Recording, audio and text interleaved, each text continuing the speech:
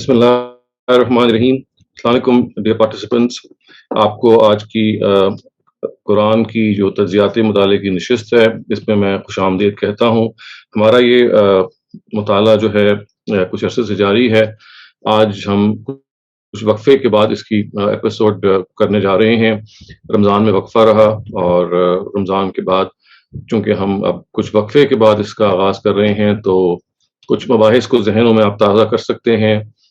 ये जो सिलसिला है, इसके बारे में आपको मालूम है कि बुनियादी तौर पे कुरान को जो स्टूडेंट्स हैं, एडवांस स्टूडेंट्स मैं कहूँगा, जो गहराई में समझना चाहते हैं, उनके लिए ये सीरीज़ है जो शुरू की गई।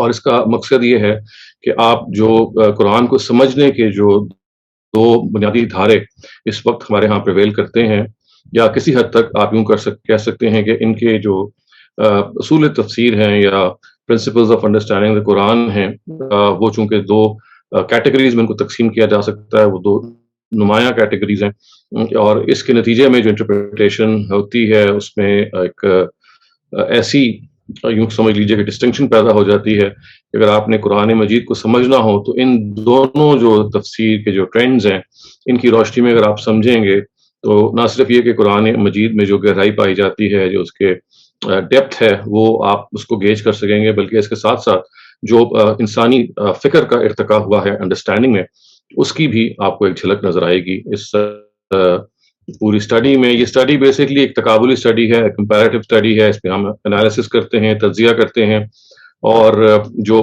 तफ़सीर बिल-रवाया का स्कूल है कि जो इस वक़्त डोमिनेट कर रहा है पूरी दुनिया में, इसका मतलब ये है कि कुरान मजीद को आपने रवायत के ज़रिए से समझना है। और ये रवायात के बारे में मैं आपको ये बता चुका हूँ कि नबी सल्लल्लाहु अलैहि वसल्लम से अपने जो मरफ़ू रवायात हैं, उनकी तादाद कुछ ज़्यादा नहीं है, बहुत कम है, उनको गिना जा सकता है।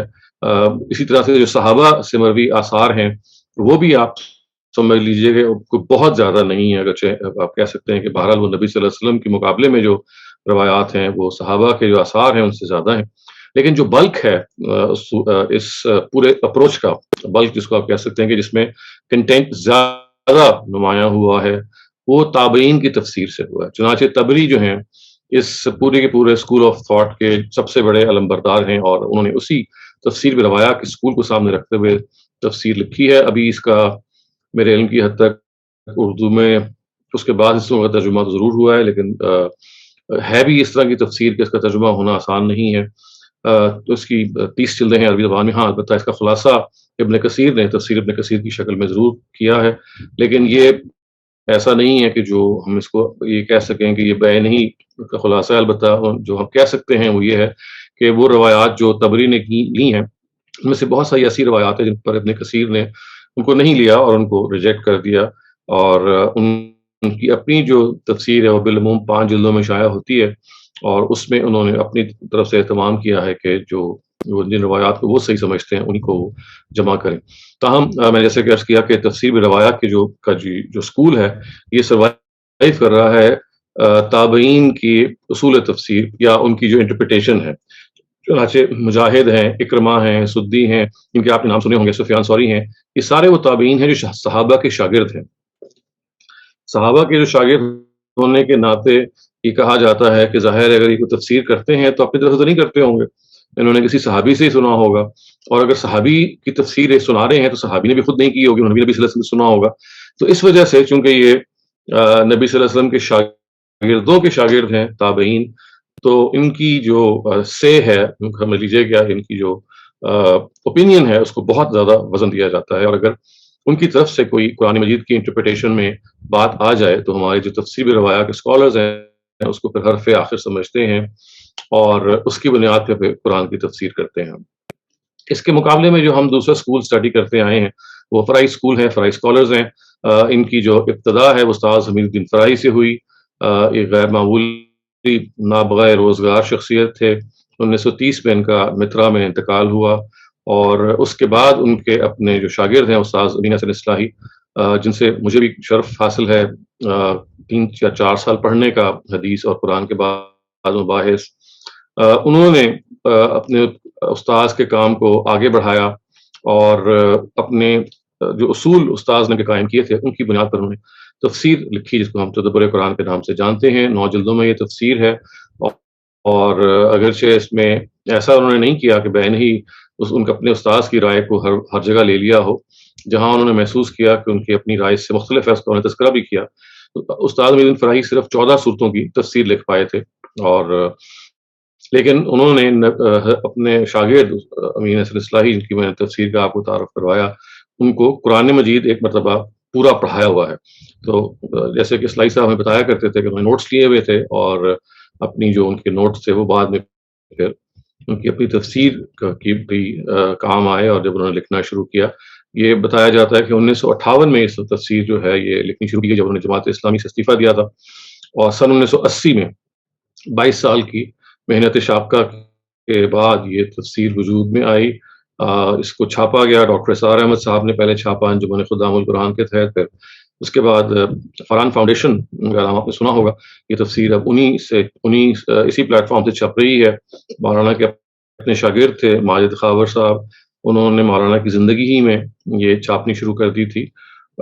اور 1986 سے پہلے یا 1985 سے پہلے یہ، جیسے میں نے کہا کہ انجمن خدام القرآن سے چھپتی رہی ہے. اس کے بعد پھر فرحان فاؤنڈیشن کے تحت 9 جلدوں میں ہی چھپتی رہی ہے. اس کا انگریزی میں ترجمہ بھی 60% کے قریب ہو چکا ہے، جو اس ویب سائٹ پہ اویلیبل ہے. ایک ایکسٹراڈنری تفسیر ہے، اور اپنے استاذ کے کام کو نہ صرف انہوں نے آگے بڑھایا ہے بلکہ اس کے اندر نمایاں اضافے بھی کیے ہیں. اس کے بعد ہمارے استاذ جناب جاوید احمد غامدی صاحب ہیں، جنہوں نے تدبر قرآن پر یوں اپنے جب دیباچہ لکھا تو بتایا کہ وہ کبھی بھی خود تفسیر نہ لکھتے اگر ان کو یہ محسوس نہ ہوتا کہ یہ جو ترجمہ ہے وہ اصلاحی صاحب نے اس طرح سے کر دیا ہے کہ جس کے نتیجے میں تفسیر کی بہت کم ضرورت پڑے اور ترجمے ہی سے بات کو واضح ہو جائے. تو انہوں نے اپنے دیباچے میں یہ لکھا کہ اپنی ان کی تفسیر لکھنے کی وجہ یہ بنی، جس کا نام البیان ہے، اور وہ 5 جلدوں میں شائع ہوئی ہے، کہ وہ چاہتے ہیں کہ قرآن مجید کا جو مفہوم ہے اس کے ترجمے ہی میں قارئین پہ واضح ہو جائے، اور جو قدیم عربی کے جو سٹائل ہیں جس میں حذف ایک اسلوب ہے، جس میں بہت ایجاز اور بریوٹی پائی جاتی ہے، اس کو خود ترجمے ہی میں واضح کر دیا جائے، اور جو جملے کے اقتضاءات ہیں، اس کی جو انڈرسٹوڈ ایسپیکٹس ہیں، ان کو وہیں پر بیان کر دیا جائے. حتیٰ کہ تفسیری اضافے بھی انہوں نے بیان کیے ہیں بعض جگہ، لیکن اس پہ انہوں نے بریکٹس لگا دیے ہیں، اور ایک رواں ترجمہ اس طرح سے انہوں نے کیا. تو یہ تاریخ ہے اس پورے اسکول آف تھاٹ کی، اور ان سے ہم استفادہ کر سکتے ہیں، جیسا کہ تفسیر روایا کے اسکول کو سے ہم استفادہ کر سکتے ہیں. تبری اگرچہ جیسے میں نے کہا اردو میں ٹرانسلیٹ نہیں ہوئی بھی، لیکن ابن کثیر کی جو تفسیر ہے یہ اردو میں بھی موجود ہے اور بعض دوسری زبانوں میں بھی موجود ہے. آپ اس کو پڑھ سکتے ہیں، اور اس کو پڑھ کے آپ کو یہ اچھی طرح سے سمجھ میں آ جائے گا کہ کیسے ہمارے جو تفسیر روایا کے اسکالرز ہیں، جو روایت کے ذریعے سے قرآن کو سمجھتے ہیں، ان کا کیا منہج رہا ہے. فرائی اسکالرز اس کے برعکس قرآن کو براہ راست سمجھنے کی کوشش کرتے ہیں، اور اس براہ راست سمجھ کے لیے ضروری ہے کہ آپ کو قرآن مجید کی عربی پر ایک غیر معمولی سبقت حاصل ہو، اس میں آپ نے زندگی گزاری ہو.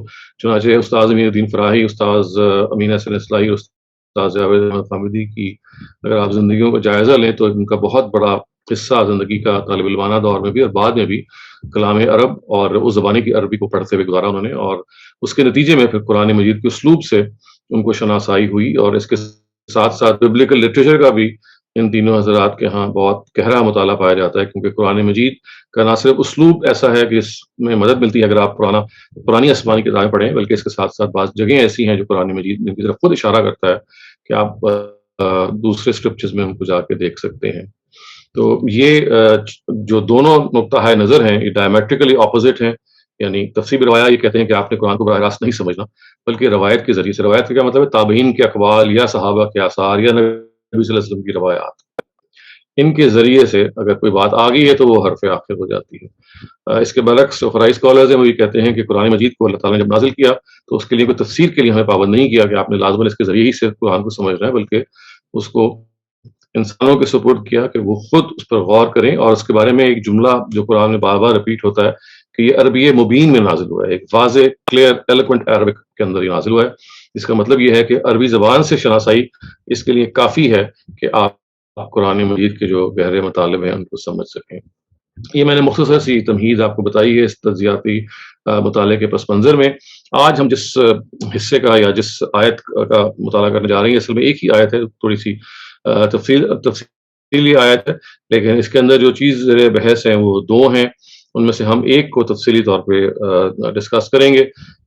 جو دو چیزیں بیان ہوئی وہ یہ ہیں کہ اہل کتاب سے ایک موقع پہ جو مراسم ہیں ان کو جب ایکسپینڈ کیا گیا اور جب نزول قرآن کا خاتمہ ہوا تو اللہ تعالیٰ نے یہ فرمایا کہ اب یہ وہ ٹائم آ گیا ہے کہ اللہ تعالیٰ کے جو پیغمبر ہیں ان کی جو آنے کی وجہ تھی جو کہ سورہ آراف میں بیان بھی ہوئی ہے کہ وہ انسانوں کے اوپر جو بہت سے اسر و اغلال تھے جو انہوں نے، یعنی انسانوں سے مراد یہاں پہ یہود و نصارہ ہیں جنہوں نے خود اپنے اوپر بہت ساری چیزیں حرام کر لی تھیں اپنی، اور یا سرکشی کے سبب ان پر حرام ہو گئی تھیں۔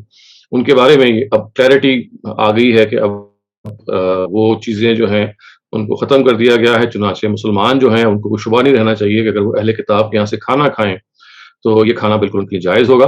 اور اسی کے ساتھ یہ بھی بتایا گیا کہ اہل کتاب خواتین میں سے جو محصنات ہیں، پاک دامن خواتین ہیں، ان سے بھی ان کا نکاح ہو سکتا ہے۔ اور اس کے بارے میں بھی یہ بتایا کہ اس سلسلے میں ان کو کوئی تردد نہیں ہونا چاہیے، کیونکہ اب اہل کتاب کی جو حرائر ہیں، ان کی جو شریف زادیاں ہیں، اگر وہ عفیف ہیں تو وہ بھی اسی قانون ہی کے تحت یہاں پہ ان کی تفصیل بیان ہوئی ہے جو خود قرآن مجید میں محرمات کے ضمن میں بیان ہوا، اور جو آیتیں جو خواتین محرمات میں سے ہیں قرآن مجید میں، تورات میں بھی وہی خواتین ہیں جو محرمات میں سے ہیں، جیسے ماں ہے، جیسے بہنیں ہیں، یا جیسے بیٹیاں ہیں۔ تو یہ بتایا گیا کہ ان دونوں چیزوں کے بعد اب یہ موقع آ گیا ہے کہ اعلان کر دیا جائے کہ اہل کتاب کے بارے میں جو پابندیاں تھیں یہاں پہ کئی وجوہات کی وجہ سے ان کو ختم کیا جا رہا ہے۔ آپ ان کے ساتھ سوشل روابط ایک حد تک جو ہیں وہ اسٹیبلش کر سکتے ہیں، ان کے کھانے پینے کے معاملات سے لے کے ان کے یہاں شادی بیاہ کے معاملات تک، لیکن چونکہ اس کے اندر کچھ ایسی تفصیلات اب آ گئی ہیں جن کو ہمیں تھوڑا سا باریکی میں سمجھنا ضروری ہے، لہٰذا اس آیت کو آج ہم اپنے اسٹڈی کا موضوع بنائیں گے۔ میں آپ کے سامنے پہلے اس آیت کو چاہتا ہوں کہ آپ اس کا جو عربی ٹیکسٹ ہے وہ آپ کے سامنے آ جائے، اور اس کے ساتھ ساتھ پھر آپ جہاں تک اس عربی ٹیکسٹ کا تعلق ہے اس ٹیکسٹ میں ہم جو کمپیریٹیو ایلیمنٹ ہے ہم یہ بھی دیکھیں گے کہ جو معارف القرآن کے بارے میں تھوڑا سا آپ کو بتاتا چلوں، آپ کے حافظے کو میں ریفریش کر دوں کہ جیسے ابن کثیر جو ہیں وہ آپ کہہ لیں گے دور متوسط میں سے ان کا تعلق تھا،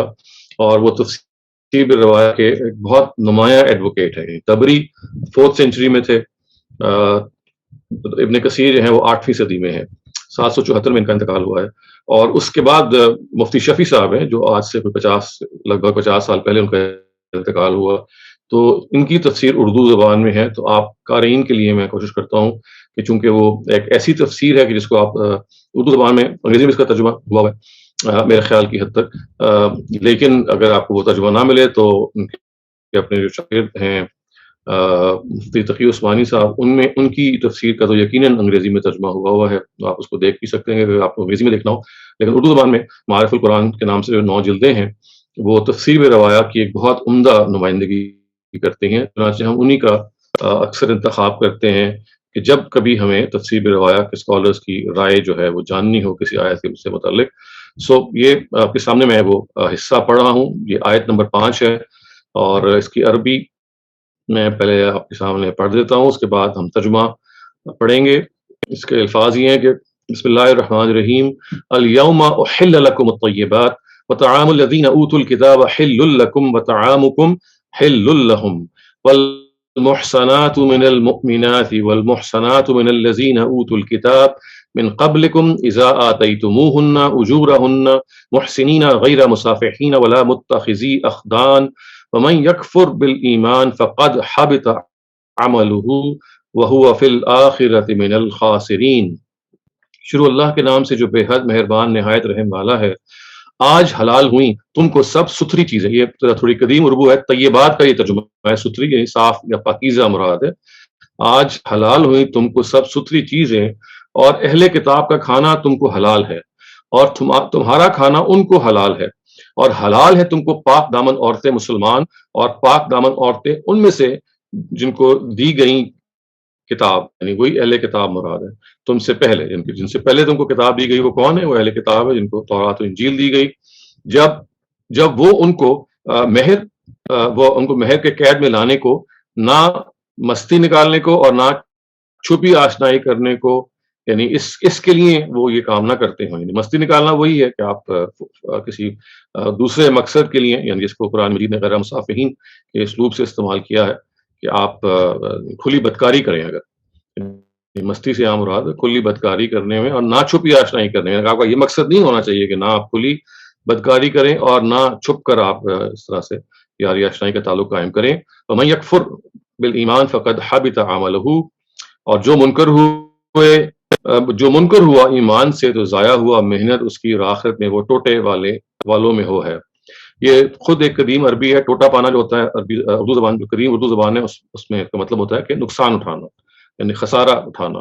تو یہ قدیم اردو کا محاورہ ہے جو اب اس طرح استعمال نہیں ہوتا، لیکن مفتی شفیع صاحب نے چونکہ اپنی اس تفسیر کو زیادہ تر جو ہم سے یوں سمجھ لیجیے کہ 100 سال پرانی اردو ہے لگ بھگ، اس میں لکھا تھا. تو آپ کو بعض ایسے الفاظ ملیں گے جو اب اس طرح سے استعمال نہیں ہوتے. تو یہ انہوں نے اس کا ترجمہ کیا ہے. اس سے پہلے کہ میں فرائی اسکالرز کا ترجمہ اور ان کی جو اس سلسلے میں تحقیقات ہیں بیان کروں، میں چاہتا ہوں کہ ہم مفتی صاحب نے اس آیت کی تشریح میں جو کچھ لکھا ہے ذرا اس کو بھی ہم دیکھ لیں، تاکہ یہ معلوم ہو جائے کہ جو وہ بتانا چاہ رہے ہیں اس سلسلے میں، اس کی تفسیر میں، وہ ہمارے سامنے آ جائے. یہ آپ کے سامنے آپ دیکھ رہے ہیں اپنی اسکرین پہ، یہ سورہ مائدہ کی جو ہم نے آیت بھی پڑھی ہے، 5ویں نمبر آیت، اس میں اب وہ دیکھیے تفسیر کر رہے ہیں اور وہ خود لکھتے ہیں کہ آیت کا تیسرا جملہ یہ ہے. ظاہر ہے اس سے پہلے کچھ حصہ ہے جو گزر چکا ہے.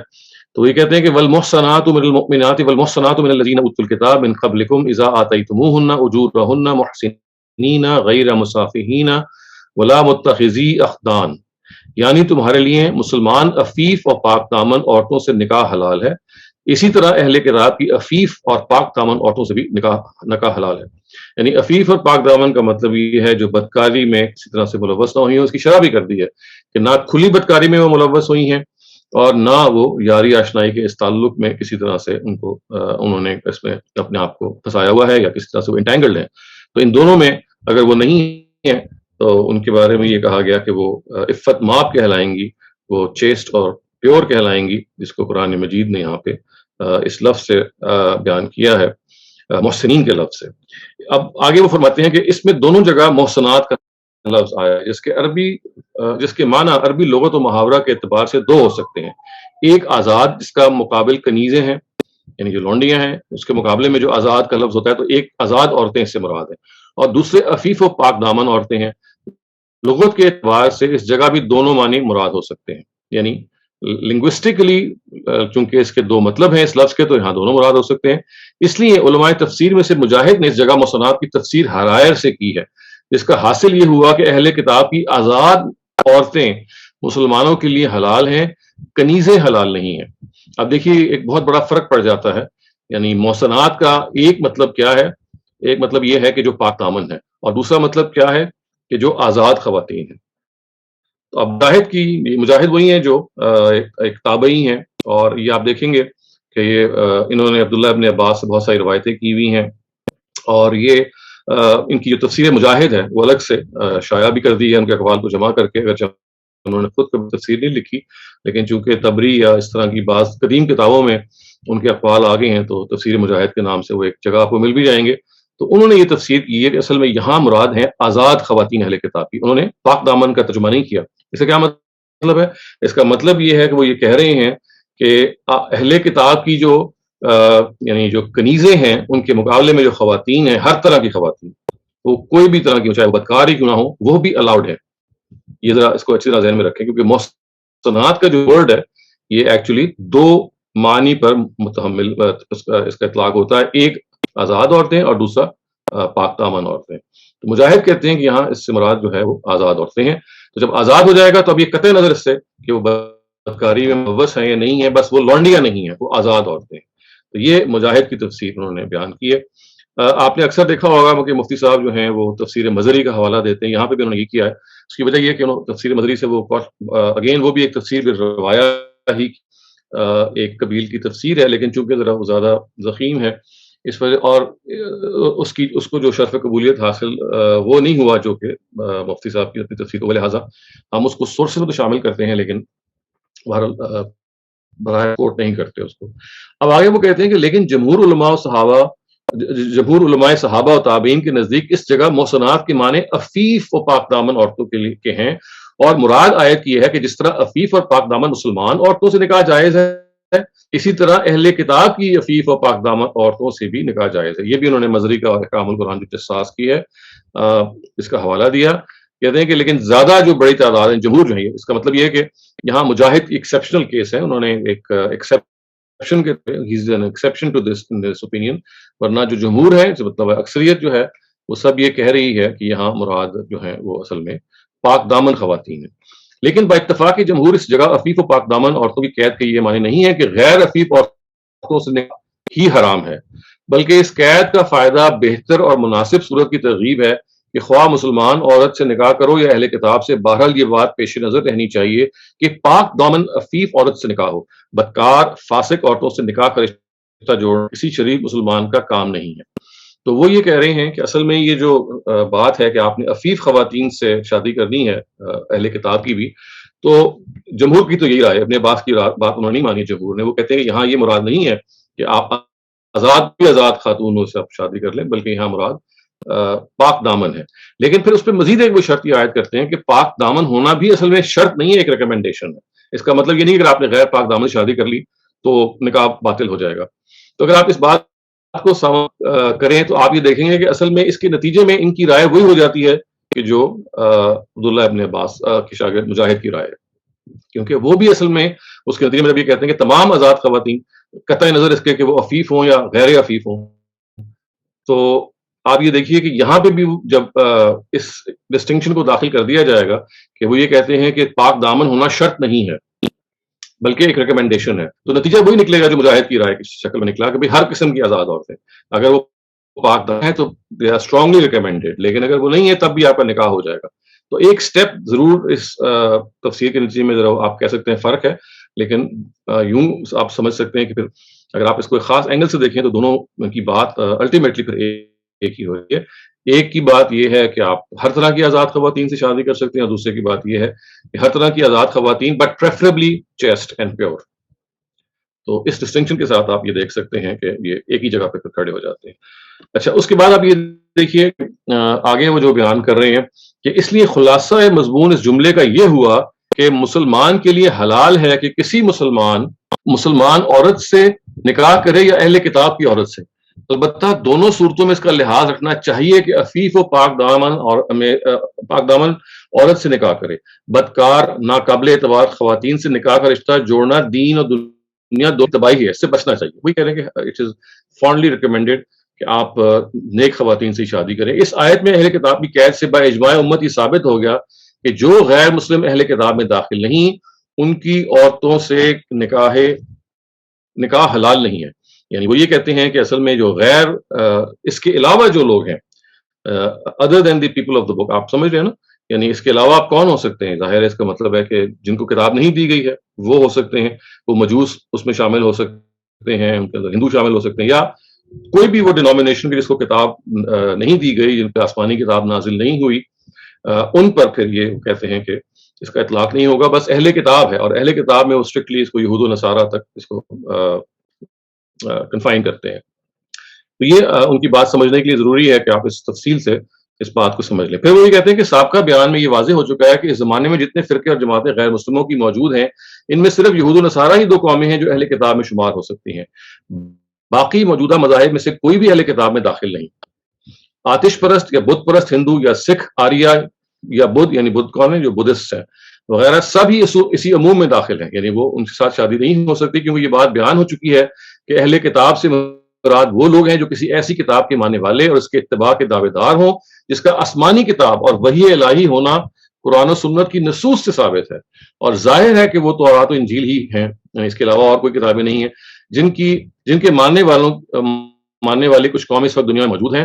باقی زبور اور صحف ابراہیم علیہ السلام نہ کہیں محفوظ موجود ہیں، نہ کوئی قوم ان کے اتباع کی دعوے دار ہے، اور وید اور گرنتھ یا زرتشت وغیرہ کی جو کتابیں ہیں جو دنیا میں مقدس کہی جاتی ہیں ان کے وحی الہی اور آسمانی کتاب ہونے کا کوئی ثبوت کسی شرعی دلیل سے ثابت نہیں ہے، اور صرف یہ امکان کہ شاید زبور اور صحف ابراہیم ہی کی مسشدہ صورت ہے جس کی بدھ مت کی کتاب یا وید یا گرنتھ وغیرہ کے ناموں سے موسوم کیا جاتا ہے، یہ امکان محض ہے، اور احتمال محض ہے، یعنی اس کا کیا مطلب ہے؟ یہ امپرابیبل ہے، یہ just a possibility but a for fetched possibility, جو ثبوت کے لیے کافی نہیں ہے۔ وہ یہ کہتے ہیں کہ اگر کوئی یہ کہہ دے کہ بھئی یہ جو صحیفہ ابراہیم ہے یہ اصل میں زبور ہی کی ایک بگڑی ہوئی شکل ہے، کہ شاید زبور اور صحف ابراہیم ہی کی ایک ایسی صورت ہے جس کو بدھ مت کی کتاب یا وید یا گرنتھ، یہ گرنتھ جو ہے یہ سکھوں کی کتاب ہے، اس کو گرنتھ صاحب وہ کہتے ہیں، موسوم کیا جاتا ہے۔ یہ کہتے ہیں یہ کوئی آدمی قیاس کر سکتا ہے لیکن یہ کافی نہیں ہے ثبوت کے لیے۔ اس لیے باجماع امت ثابت ہو گیا کہ موجودہ زمانے کے مختلف میں سے صرف یہود و نصارہ کی عورتوں سے مسلمانوں کا نکاح حلال ہے، نکاح حلال ہے، اور کسی قوم کی عورت سے جب تک وہ مسلمان نہ ہو جائے نکاح حرام ہے۔ آیت قرآن کریم یعنی ایک اور آیت ہے جو سورہ بقرہ میں ہے، اس کی طرف انہوں نے اشارہ کیا ہے، کہتے ہیں کہ لا تنکحوا المشرکات حتی یؤمنن، یہ اسی مضمون کے لیے آئی ہے۔ اس کا ترجمہ یہ ہے کہ تم ہرگز مشرکات سے نکاح نہ کرو جب تک وہ ایمان نہ لے کے آئیں، کبھی بھی کسی مشرک خاتون سے، اس کا ترجمہ آپ کے سامنے پڑھ رہا ہوں، کہ کبھی کسی مشرک خاتون سے نکاح نہ کرو جب تک کہ وہ مان نہ ہو جائے، اسی مضمون کے لیے آئی ہے، جس کے معنی یہ ہے کہ مشرک عورتوں سے اس وقت تک نکاح نہ کرو جب تک وہ مسلمان نہ ہو جائیں، اور اہل کتاب کے سوا دوسری قومیں سب مشرکات میں داخل ہیں۔ یعنی آپ یوں سمجھ لیجئے کہ اہل کتاب کے علاوہ جو قومیں ہیں، اب وہ اپنی بات کو ذرا اور ایکسپینڈ کریں، وہ کہتے ہیں کہ جو ہندوز ہیں یا یہ جو وید ہیں جو ان کی اصل کتاب ہے ہندوؤں کی، یا مثال کے طور پہ جو زرتشت کی کتاب ہے، وہ یہ سب کے سب جو ہے یہ ان میں شامل نہیں ہیں، اور جب ان میں شامل نہیں ہے تو یہ اہل کتاب تو ہو نہیں سکتے، تو پھر یہ لازم مشرک ہی ہیں۔ اور مشرکوں کے بارے میں قرآن کی آیت انہوں نے کوٹ کر دی کہ لا تنکحوا المشرکات حتی یؤمنن، یعنی مشرکات خواتین سے آپ نے شادی نہیں کرنی جب تک کہ وہ ایمان نہ لے آئیں۔ تو وہ ان سب کو انہوں نے مشرکات میں ڈال دیا ہے، اور یہود و نصارہ کے بارے میں وہ یہ کہتے ہیں کہ بس اہل کتاب میں سے یہ دو ہی ہیں کہ جن کے بارے میں یہ کہا گیا ہے کہ آپ ان کی خواتین سے شادی کر سکتے ہیں۔ ریورس ظاہر نہیں کہا گیا، یعنی ان کے مرد شادی نہیں کر سکتے لیکن آپ ان کی خواتین سے شادی کر سکتے ہیں۔ اس کے بعد یہ اس کو تھوڑا سا ہم آگے دیکھ لیتے ہیں کہ غرض قرآن مجید کی دو آیتیں اس مسئلے میں وارد ہوئی ہیں۔ ایک میں یہ کہ مشرک عورتوں سے اس وقت تک نکاح حلال نہیں جب تک کہ مسلمان نہ ہو جائیں، یہ وہ آیت ہے جو آپ نے پچھلے پاک میں پڑھی ہے، اور دوسری یہ آیت ہے جو اب ہم زیر مطالعہ ہے جو سورہ مائدہ کی ہم پڑھ رہے ہیں کہ اہل کتاب کی عورتوں سے نکاح جائز ہے۔ یعنی ایک آیت یہ کہہ رہی ہے کہ آپ مشرک خواتین سے جب تک وہ مسلمان نہ ہو جائیں آپ نکاح نہیں کر سکتے، اور اہل کتاب کے بارے میں دی جا رہی ہے کہ آپ ان سے نکاح کر سکتے ہیں، ان کا مسلمان ہونا ضروری نہیں ہے۔ اس لیے جمہور علماء و صحابہ تابعین نے دونوں آیتوں کا مدلول و مفہوم یہ قرار دیا گیا۔ مدلول و مفہوم کا مطلب ہے اس کا مطلب یہ قرار دیا گیا۔ اس لفظ سے آپ گھبرائیے نہ، یہ تھوڑا سا ایک ٹیکنیکل لفظ ہے۔ اس کا مطلب کیا ہے؟ اس کا مطلب صرف یہ ہے کہ ان دونوں آیت کا جو مطلب ہے وہ کیا ہے کہ اصولی طور پر غیر مسلم عورت سے مسلمان کا نکاح نہ ہونا چاہیے، لیکن سورہ مائدہ کی اس آیت نے اہل کتاب کی عورتوں کو اس عموم سے مستثنا کر دیا۔ اس لیے یہود و نصارہ کی عورتوں کے سوا کسی دوسری قوم کی عورت سے بغیر اسلام لائے ہوئے نکاح کرنا جائز نہیں ہے۔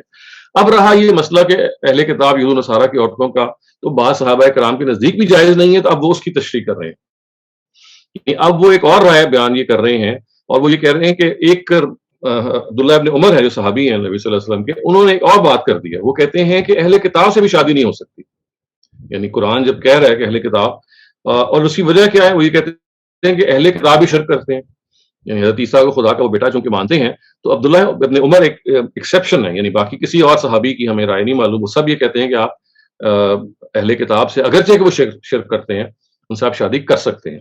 لیکن عبداللہ ابن عمر کی تفسیر انہوں نے یہ بتائی ہے کہ وہ کہتے ہیں کہ نہیں، یہ تو ہو ہی نہیں سکتا، اس لیے کہ وہ تو شرک کرتے ہیں۔ اور یہ پوچھا کہ جب ان سے کہ بھئی یہ کیوں آپ کہہ رہے ہیں، تو کہتے ہیں دیکھو لا تنکحوا المشرکات حتی یؤمنن، لا تنکحوا المشرکات حتی یؤمنن، یعنی دیکھیں مشرک عورتوں سے اس وقت تک نکاح کرو جب تک کہ وہ مسلمان نہ ہو جائیں، اور میں نہیں جانتا کہ اس سے بڑا شرک کون سا ہوگا کہ وہ عیسیٰ ابن مریم یا کسی دوسرے بندہ خدا کو اپنا رب اور خدا قرار دے۔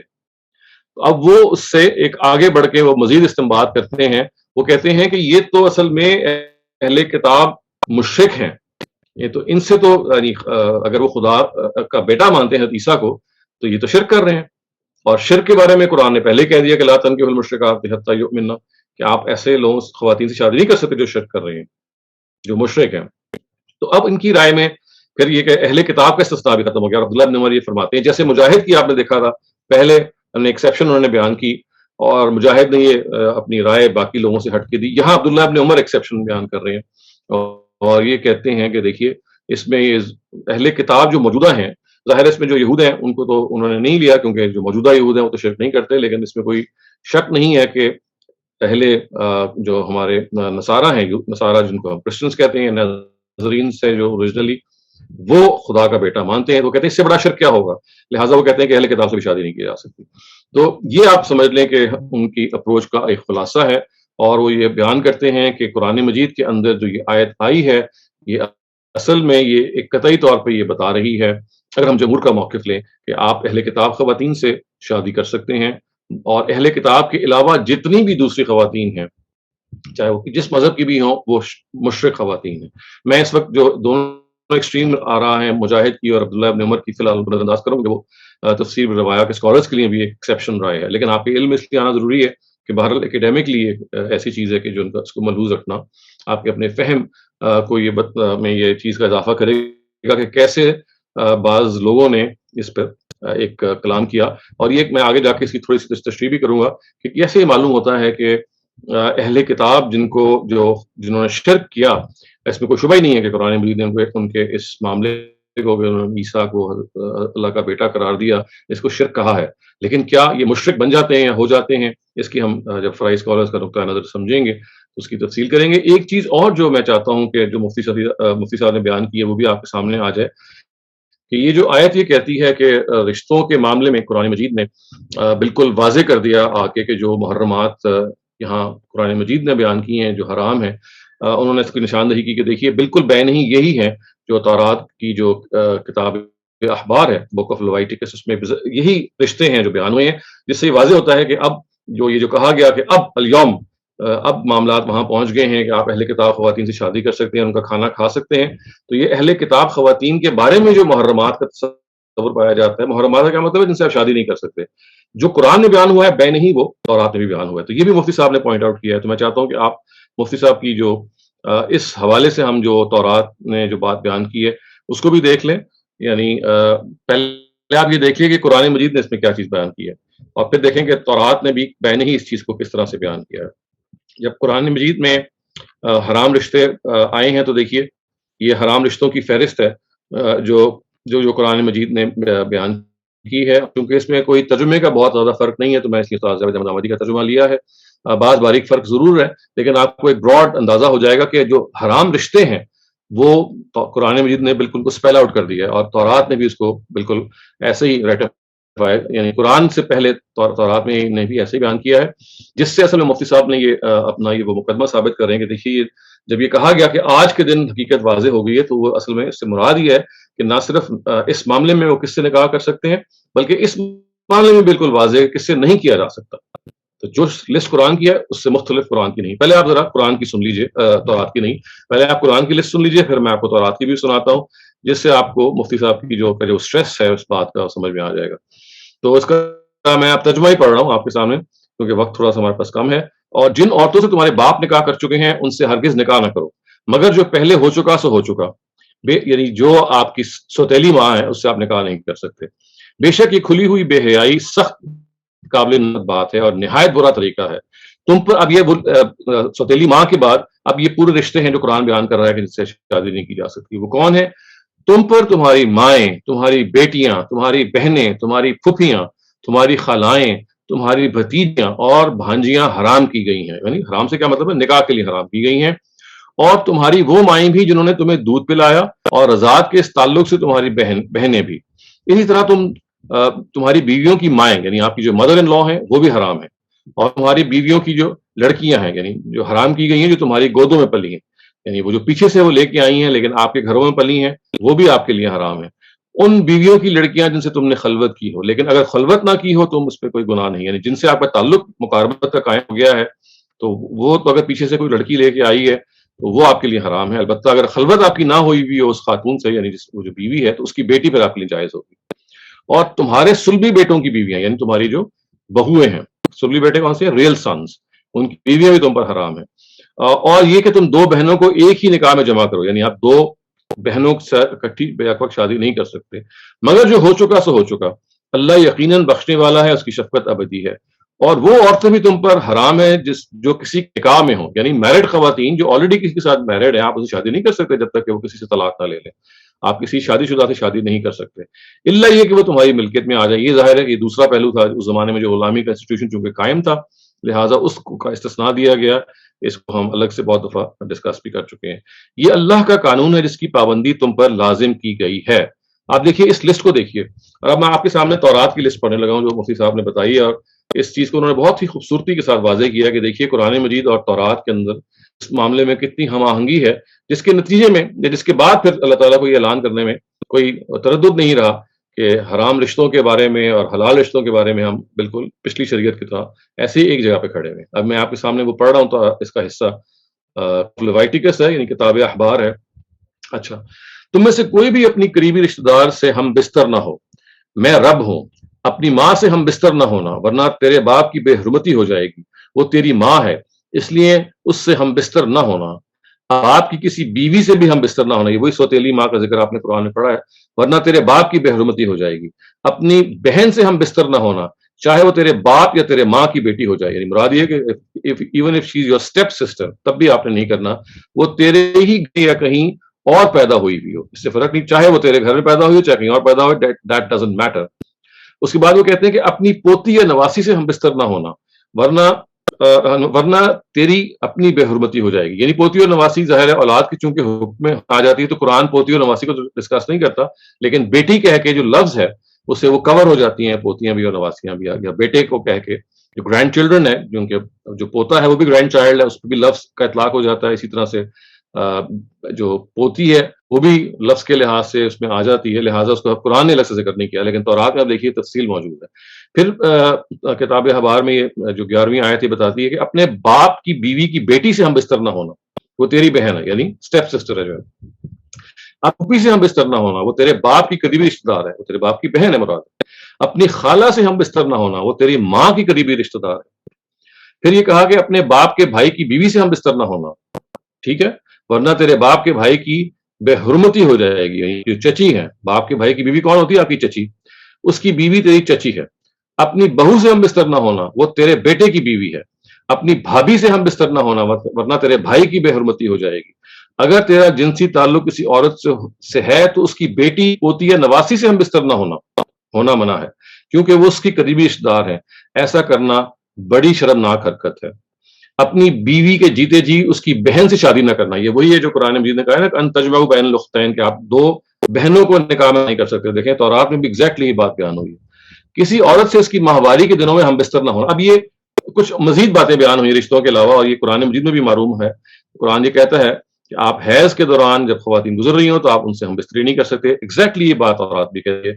اب پھر آخر میں یہ ہے کہ کسی دوسرے مرد کی بیوی سے ہم بستر نہ ہونا، اور ورنہ تو اپنے آپ کو ناپاک کرے گا. یعنی کسی دوسرے مرد کی بیوی سے مراد ظاہر ہے کہ جو شادی شدہ ہے، یہ وہی ہے والمحصنات من النساء جو قرآن مجید کی جو آیت کے آخر میں آیا نا، دیکھیے بالکل یہ وہی. تو آپ اس سے یہ دیکھ سکتے ہیں کہ یہ دیکھیے کہ حرام رشتوں کے بارے میں کتنی مطابقت پائی جاتی ہے. اور اس میں اور قرآن مجید میں تعلق جو ہے وہ اجمال و تفصیل کا ضرور ہے، لیکن اس سے یہ بھی اندازہ لگائیے ایک طالب علمانہ طور پہ کہ یہ آپ ایک سفر کرواتا ہے شرائع کا، شریعتوں کا، اور یہ بتاتا ہے کہ دیکھیے کہ قرآن مجید بعض جگہوں پہ شریعت جو کہ سابقہ شرعیتیں ہیں ان کو ریٹیفائی کرتا ہے اور اس کو ذرا موجز طریقے سے بیان کر دیتا ہے، کچھ چھوٹے بہت اضافے بھی کر دیتا ہے، لیکن بیسکلی اسٹرکچر اور ڈھانچہ تورات ہی کا اس میں. اور اس کو مفتی صاحب نے بہت ہی عمدہ طریقے سے واضح بھی کیا اور یہ بتایا کہ دیکھیے اب جب قرآن مجید اس پس منظر میں اعلان کرتا ہے کہ الیوم احل لکم الطیبات، اور کھانے پینے کے معاملات میں بھی اور خواتین کے معاملات میں جب یہ کہتا ہے کہ ان کی آپ پاک دامن عفیف خواتین سے شادی کر سکتے ہیں اگر آپ کا جو مقصد ہے وہ رگیاری آشنائی یا کھلی بدکاری کا نہ ہو، تو یہ واضح بھی کر دیا کہ وہ جو محرمات ہیں جن سے مسلمان آج قرآن مجید کی روح سے شادی نہیں کر سکتے، بے نہیں یہ وہ اہل کتاب کے بھی محرمات ہیں. لہٰذا قرآن مجید کا یہ اعلان ہے بالکل برمحل بھی ہے اور برحق بھی ہے، کیونکہ محرمات کے بارے میں بھی قرآن اور تورات ایک ہی جگہ پہ کھڑے ہوئے. اب میں خواتین حضرات یہ چاہتا ہوں آپ کے سامنے تھوڑی تفصیل مجھے کرنی پڑی، کیونکہ یہ مفتی صاحب کی بات کو سمجھنے کے لیے اور تفسیر بالروایا کے اسکالرس کی بات کو سمجھنے کے لیے ضروری تھا کہ آپ تھوڑا سا ہی پس منظر جان لیں. فرعی اسکالرس کی جہاں تک بات ہے، میں وہاں پہ بنیادی طور پہ استاد امین احسن اصلاحی کا نقطہ نظر آپ کو بیان کروں گا، لیکن وہ میں بیان کروں گا استاد جاوید احمد غامدی کے الفاظ میں، چونکہ انہی کی بات کو خلاصہ ہے جو استاد جاوید احمد غامدی نے اپنی کتاب اپنی تفسیر میں کیا ہے، لیکن اصلاً یہ رائے ان کے اپنے استاذ کی ہے جس کو انہوں نے بیان کیا، اور ان کے اپنے استاذ نے بھی اس بات کا حوالہ دیا ہے کہ بعض قدیم مفسرین نے بھی یہ رائے دی ہے جو اب میں آپ کے سامنے رکھتا ہوں، جو وہ بیان کرنے جا رہے ہیں۔ لیکن آئیے ہم ذرا پہلے یہ دیکھ لیں کہ اس کو انہوں نے کس طرح سے سمجھا ہے اور اس کا ترجمہ انہوں نے کیا کیا ہے۔ یہ وہی سورہ مائدہ کی آیتیں ہیں، اور یہ میں نے آپ سے جب ہم نے شروع کیا تھا تو میں نے آپ کے سامنے مفتی شفیع صاحب پڑھا تھا، میں آپ کے سامنے استاد جاوید احمد غامدی کا ترجمہ پڑھ رہا ہوں۔ جیسے میں نے کہا کہ بنیادی طور پہ اس کے اندر جو چیز زیر بحث ہے شادی کے حوالے سے اہل کتاب خواتین کی، اس کو انہوں نے اپنے استاذ سے ہی ماخوذ کیا ہے، اور آپ اس کو دیکھ سکتے ہیں دونوں حضرات کی تفاسیر میں۔ تو ان کا ترجمہ اس طرح سے ہے کہ تمام پاکیزہ چیزیں اب تمہارے لیے حلال ٹھہرائی گئی ہیں، چنانچہ اہل کتاب کا کھانا تمہارے لیے حلال ہے اور تمہارا کھانا ان کے لیے حلال ہے۔ اسی طرح شرک و توحید کے حدود بھی واضح ہو گئے ہیں، لہٰذا مسلمانوں کی پاک دامن خواتین تمہارے لیے حلال ہیں، اور ان لوگوں کی پاک دامن عورتیں بھی حلال ہیں جنہیں تم سے پہلے کتاب دی گئی، جب تم ان کے مہر ادا کر دیتے ہو، اس شرط کے ساتھ کہ تم بھی پاک دامن رہنے والے ہو، نہ بدکاری کرنے والے اور نہ چوری چھپے آشنائی کرنے والے۔ یہ وہی الفاظ ہیں جو آپ نے پہلے پڑھے ہیں کہ غیر مصافحین ولا متخذی اخدان، یعنی نہ وہ بدکاری، مصافحین کا مطلب کیا ہے؟ بدکاری کرنا، اور غیر مصافحین کا کیا مطلب ہے؟ جو بدکاری نہ کرنے والے۔ یعنی آپ کا مقصد پھر یہ نہیں ہونا چاہیے کہ آپ بدکاری کریں، یہ نہیں ہونا چاہیے۔ اور نہ چوری چھپے آشنائی، یعنی یاری آشنائی کا تعلق جو چھپ کے ہوتا ہے، جو مصافحین ہے وہ اوپن ہوتا ہے، وہاں آپ عام بالکل جسے کہتے ہیں نا کہ علل اعلان بدکاری کر رہے ہوتے ہیں، آپ کو پرواہ نہیں ہوتی کوئی دیکھ رہا ہے یا نہیں دیکھ رہا۔ لیکن جو اتخاذ اخدان کا جو یہاں پہ ترکیب آئی ہے، اس سے مراد یہ ہے کہ آپ کے کسی کے ساتھ تعلقات ہیں لیکن وہ ڈھکے چھپے تعلقات ہیں۔ تو اپنے ایمان کو البتہ ہر حال میں خالص رکھو، اور جانتے رہو کہ جو ایمان کے منکر ہوں گے ان کی سب محنت ضائع ہوئی، اور قیامت کے دن وہ نامرادوں میں سے ہوں گے۔ اس چیز کو خواتین حضرات جب وہ بیان کرتے ہیں، تو اب میں چاہتا ہوں کہ یہ آپ کے سامنے یہ تھوڑا سی تفصیل رکھوں کہ ان کا کیا اختلاف ہے تفسیر بالروایا کے اسکالر سے۔ ظاہر ہے تفسیر بالروایا کے اسکالرس کی بات اگر میں بالکل نٹ شیل میں بیان کروں تو وہ یہ ہے کہ آپ اہل کتاب خواتین سے شادی کر سکتے ہیں، ان کا آپ کھانا کھا سکتے ہیں، اور اہل کتاب کی خواتین، میں جمہور کی بات کر رہا ہوں، I'm not talking about the exceptional cases like ابن مجاہد اینڈ سوری مجاہد بن جبر، not ابن مجاہد، مجاہد بن جبر جو تابعی ہیں، اور دوسرے عبداللہ ابن عمر۔ تو اہل کتاب کی خواتین سے آپ شادی کر سکتے ہیں، غیر اہل کتاب میں سے کوئی بھی اگر ہے تو آپ اس سے شادی نہیں کر سکتے، چاہے وہ کوئی بھی گناہ ہو، چاہے وہ چائنیز ہے، چاہے وہ بدھسٹ ہے، چاہے وہ ہندو ہے، کسی بھی اس کا تعلق، اس لیے کہ وہ کہتے ہیں کہ اسٹریس یہ ہے کہ اہل کتاب، تو اہل کتاب تو ظاہر وہ نہیں ہے، اور وہی کہتے ہیں کہ کوئی اگر آدمی یہ قیاس کرتا ہے کہ حضرت نوح کی تعلیمات موجود تھیں ویدوں میں اور چنانچہ یہ بھی اہل کتاب ہی ہیں، تو یہ قیاس کافی نہیں ہے پروف کرنے کے لیے کہ وہ بھی اہل کتاب ہے، یہ قیاس آرائی ہے، اور قیاس کی بنیاد پہ آپ قرآن مجید پر کوئی چیز داخل نہیں کر سکتے۔ یہ ان کی بات ہے جو وہ بیان کرتے ہیں۔ اب میں آپ کو چاہتا ہوں کہ یہ بتاؤں کہ استاذ امین احسن اصلاحی جو کہ بنیادی طور پہ یہ ان کی رائے ہے جو تفسیر بالروایا کے اسکالر سے ٹکراتی ہوئی ہے جو میں بیان کر رہا ہوں، وہ یہ کہتے ہیں کہ دیکھیے تنہا یہ بات یہاں پہ اگر آپ بیان کرنا شروع کریں گے تو آپ ٹھوکر کھا جائیں گے، یہ بات قرآن نے ایسے بیان نہیں کی ہے۔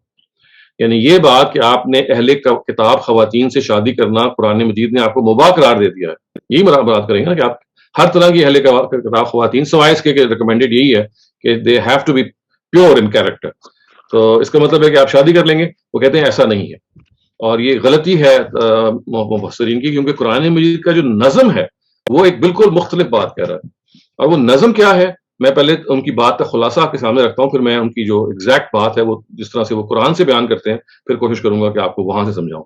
ان کی بات کا خلاصہ یہ ہے کہ وہ کہتے ہیں کہ دیکھیے اس آیت سے فوراً پہلے کچھ اور آیات ہیں، اگر آپ اس آیت کو الگ انٹرپریٹ کریں گے جیسے کہ ہمارے جمہور مفسرین نے کیا، تفسیر بالروایا کے اسکالرز نے بھی ایسے ہی کیا ہے، تو اس کا پھر یہی مطلب نکلے گا جو انہوں نے نکالا ہے۔ لیکن اگر آپ اس کو پیچھے سے چل کے انٹرپریٹ کریں گے کہ پہلے آیتیں کیا آئی ہیں، وہ کیا کہہ رہی ہیں، تو پھر ایک آپ کو اس کے اندر ایک نوانس جو ہے، ایک پس منظر ہے جو ایڈ ہو جائے گا، اور وہ ایڈ ہو جائے گا تو پھر اس کو لازماً ملوز رکھنا چاہیے، یعنی بہت ہائیلی ریکمینڈیڈ ہے۔ وہ کہتے ہیں کہ دیکھیے یہ آیتیں، ان سے متصل پہلے جو آیتیں ہیں وہ کیا ہے کہ الیوم اکملت لکم دینکم یا الیوم احل لکم الطیبات، اس میں جو لفظ امپورٹنٹ ہے وہ الیوم کا لفظ ہے، today, now it has happened that your religion has been completed, it's revelation stands complete. And today, after this long period of 22 years in which the Quran was revealed, it is now that everything has become clear as far as halal and haram are concerned. So therefore now you are allowed to marry and to eat from, I mean, marry among the people of the book, and from eat from their own homes. تو یہ کہتے ہیں یہ الیوم کو ہم نظر انداز کر رہے ہیں. الیوم کا کیا مطلب ہے؟ الیوم کا مطلب یہ ہے کہ اب جب عرب میں سرزمین عرب کے اندر دین کا غلبہ ہو گیا تھا اور وہاں پہ اب مذہب کی ٹریڈیشنز دے ہیلڈ سوے، اور کسی کے لیے آسان نہیں تھا کہ اگر وہ ایک ایسے تہذیبی غلبے میں جو اسلام کا ہو گیا تھا وہاں پہ اگر وہ اہل کتاب سے شادی کرے، اہل کتاب خاتون سے، تو وہ خاتون اپنا ریلیجن جو ہے وہ اس طرح سے امپوز کر سکے گی نیکسٹ جنریشن پہ کہ اس کا آپ کو اندیشہ ہو جائے گا کہ وہ جو آپ بچہ وہ پال رہی ہے وہ کیسے ہو سکتا ہے کہ اس پہ کرسچینٹی یا کسی دوسرے نظریے کا اثر نہ ہے. ماں سے بڑا کون ٹیچر ہو سکتا ہے؟ وہ آپ کی فرسٹ سیٹ آف لرننگ ہے. تو سوال پیدا ہوتا ہے کہ اگر آپ اہل کتاب خاتون سے شادی کر لیں گے تو اہل کتاب خاتون جو ہے عیسیٰ کو خدا کا بیٹا مانتی ہے، تو this would actually be very detrimental for the child, because اس کو بھی وہ یہی ٹیچ کرے گی، یا کم سے کم اگر نہیں کرے گی تو بچہ تو اس کو دیکھے گا، آبزرو کرے گا، اور آبزرو کرتے ہوئے بہت سارا انفلوئنس ہوگا جو وہ اپنے اوپر کرے گا.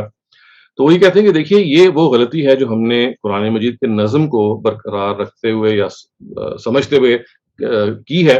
نظم یہ کہتا ہے کہ یہ شادیاں صرف اس وقت ریکمینڈیڈ ہیں جب عرب کی سرزمین میں جب اعلان کیا گیا تھا کہ دین مکمل ہو گیا ہے، دین کا غلبہ ہے، اسلامک ٹریڈیشنز دے ہولڈ سوے، اور اس کے نتیجے میں جو تہذیبی یلغار اور غلبہ ہے وہ اتنا اسٹرانگ ہے کہ اہل کتاب خاتون بھی جب سے آپ شادی کریں گے تو وہ دب کے رہے گی مسلمان نظریات اور ٹریڈیشن سے، اور جو آئندہ نسل پروان چڑھے گی اور جو سارا معاملہ ہوگا وہ اسلام کے اس تہذیبی غلبے کے تحت ہوگا، جس کے نتیجے میں نئی نسل کو آپ بہرحال یہ پیغام بھی دیں گے کہ وہ ایک مونوتھیسٹ اور ایک پیور مونوتھیسٹ جگہ سے بہیو کر سکتی ہے، اور اس کا پورا امکان ہے کہ اس تہذیبی غلبے کے نتیجے میں وہ خود جو اہل کتاب خاتون ہے اس کا امکان ہے کہ وہ بھی اسلام لے آئے.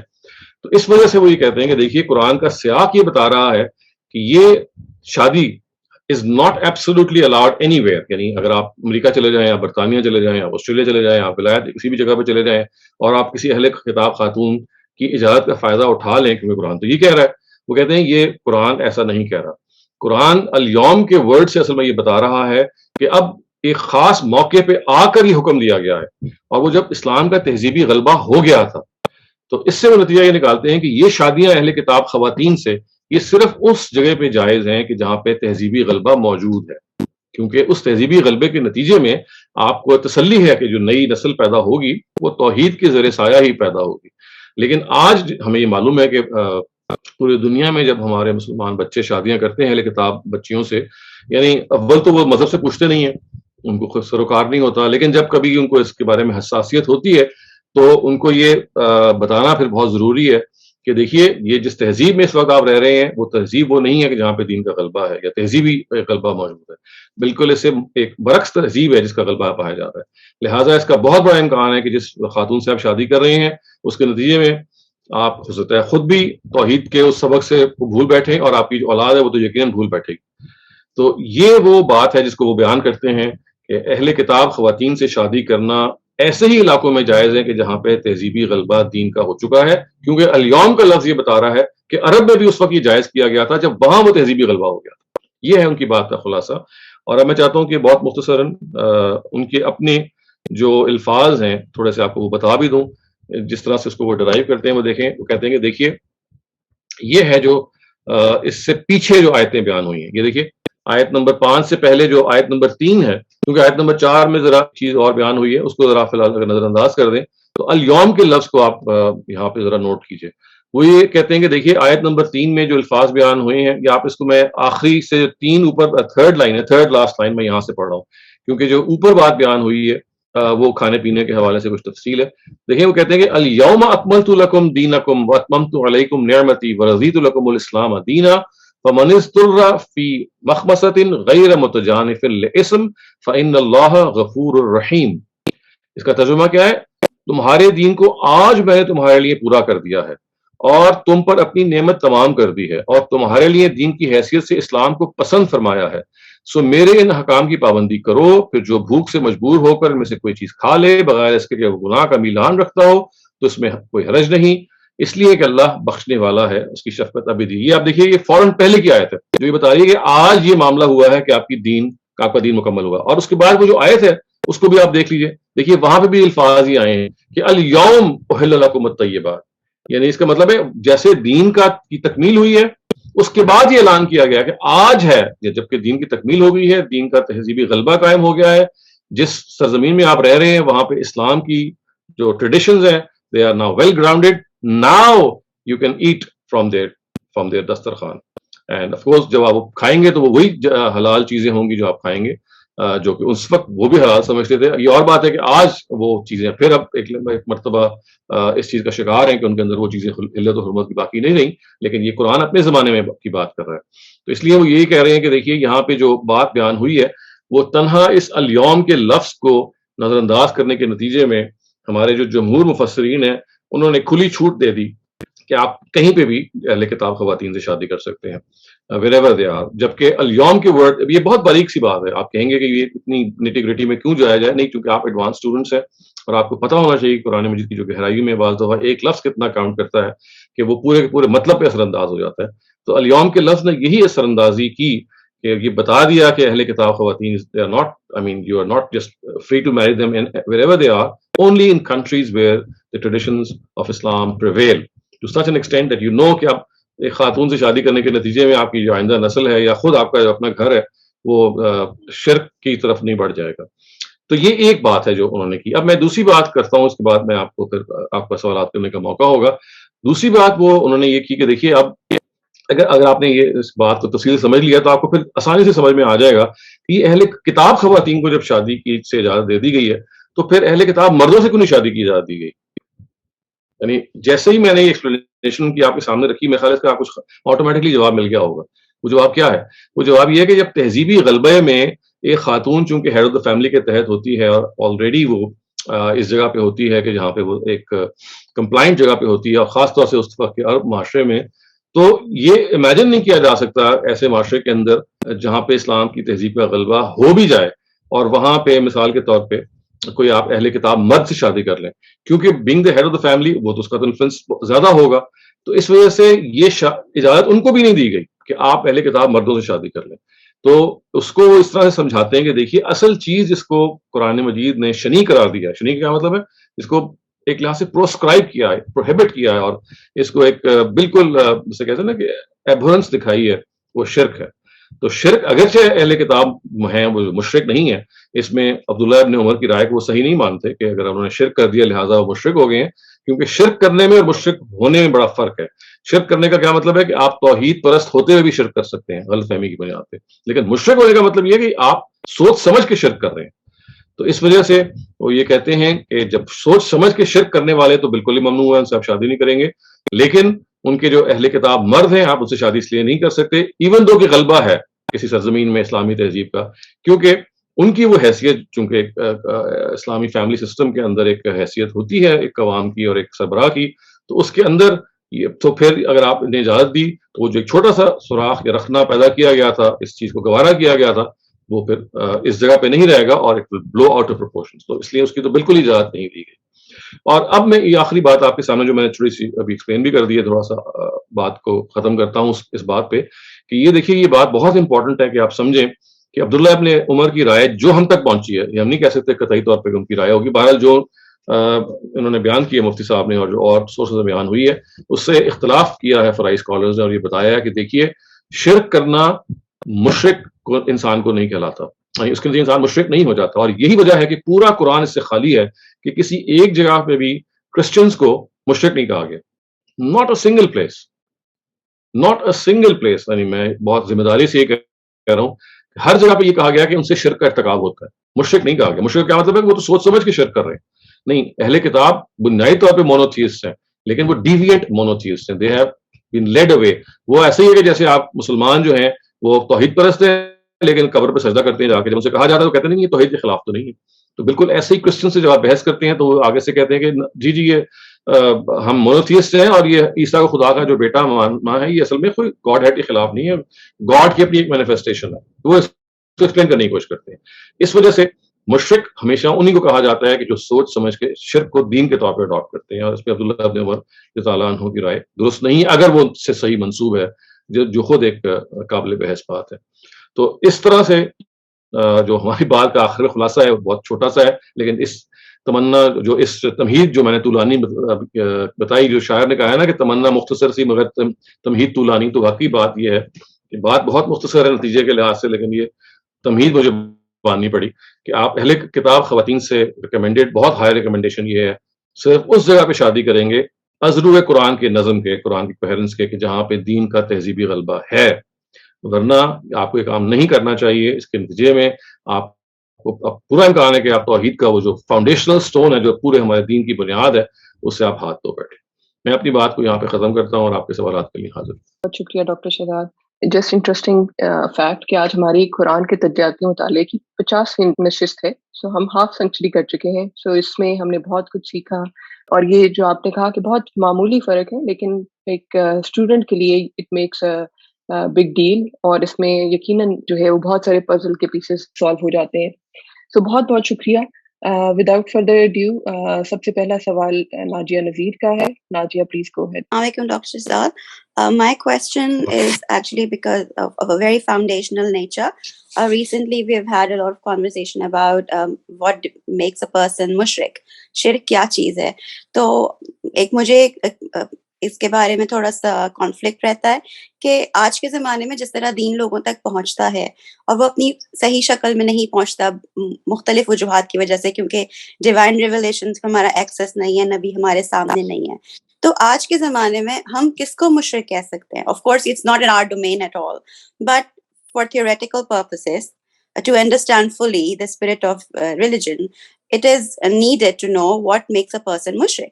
اگر میں اسلام کے سارے ٹیننٹس کو جانتی ہوں اینڈ میرا ایک طرف ایمان ہے بھی, I know the truth that this is my God, this should be my belief, this is hereafter, and then again due to sheer stubbornness, for any egotistical reason, if I say I know this is true but I deny it, تو مجھے تو یہی ایک manifestation لگتی ہے شرک کی آج کے زمانے میں. جس زمانے میں قرآن واز بینگ ریویلڈ تو اس وقت تو سمجھ میں آتا ہے کہ قریش مکہ کے سامنے دین آ چکا تھا, اللہ تعالیٰ کی سنت موجود تھی, نبی صلی اللہ علیہ وسلم موجود تھے. تو اس وقت اللہ was was giving the wahi to the prophet, so we knew who the mushrikeen were, who the kuffar were, and who the hypocrites were, who the Muslim were, اور اہل کتاب بھی کون ہے, وہ سب کھلا کھلا تھا. لیکن آج کے زمانے میں جب ہمیں سمجھنے کی کوشش کرتے ہیں اپنے سمجھنے کے لیے, تو what should be the foundational framework for this? اس کا جواب بہت سمپل سا ایک لائن میں دیا جا سکتا ہے, وہ یہ ہے کہ جو لوگ اپنے آپ کو یہ کہیں کہ ہم شرک کرتے ہیں اور ہم شرک کو شرک سمجھ کے اڈاپٹ کیے ہوئے ہیں, ان کو مشرک کہیں گے. ہاں البتہ یہ کہنا کہ یہ وہ مشرکین ہیں جن پہ سزا نافذ کی جائے گی, یا یہ نبی صلی اللہ علیہ وسلم نے جو ان کو وعید سنائی, وہ تبھی ہو سکتا ہے کہ جب رسول کی موجودگی میں ان پہ اتمام حجت ہو جاتا.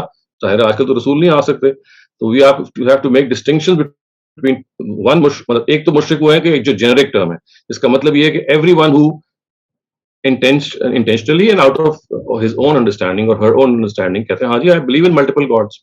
ایسے لوگ ہیں آج بھی وہی کہتے ہیں. تو جو خود یہ کہتا ہے کہ میں ملٹیپل گاڈز میں بلیو کرتا ہوں, وہ مشرک ہے. ہاں یہ پھر بھی آپ اس پہ کسی کو حکم صادر نہیں کر سکتے کہ یہ مشرک جو ہے یہ واجب القتل ہے, یا اس سے آپ کے تعلقات توڑے جائیں گے, کیونکہ وہ جو اگلا سٹیپ ہے وہ ایک رسول ہی کی موجودگی میں جب ان پہ حق کی حجت تمام ہو جاتی ہے, وہ تبھی آتھورائز کیا جا سکتا ہے. تو آج جو لوگ willfully out of their own آپ کو کہتے ہیں جی we believe in multiple gods and we don't believe in a single god, تو جو ٹائٹل انہوں نے خود اپنے لیے اختیار کر لیا ہے, اگر آپ اس کے نتیجے میں ان کو یہ کہتے ہیں تو یہ بالکل ٹھیک ہوگا. اگلا سوال ریاض پلیز آپ کیجیے.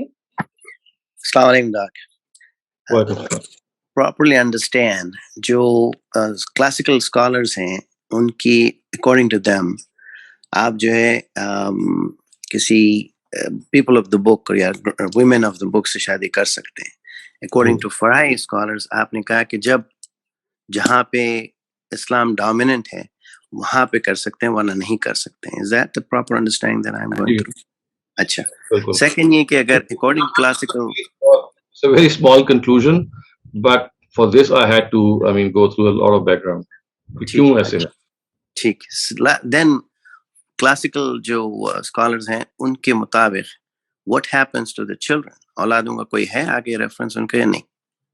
In other words, وہ تو یہ کہ اولاد تو آج بھی یہ کر سکتی ہے، چاہے وہ مسلمانوں کی ہو یا آپ وہ دونوں پیرنٹس مسلمان ہیں یا نہیں ہیں، اس سے قطع نظر اولاد تو ہر آدمی آزاد ہے once he grows up to choose any religion that he or she would like.